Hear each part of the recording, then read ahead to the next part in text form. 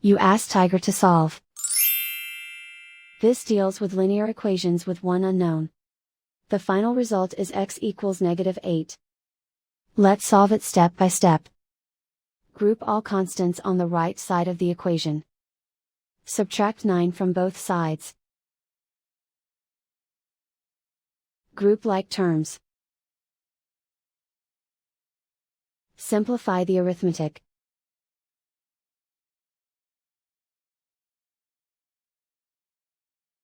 Isolate the x.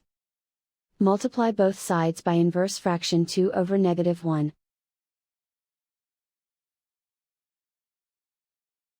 Group like terms. Multiply the coefficients. Simplify the arithmetic.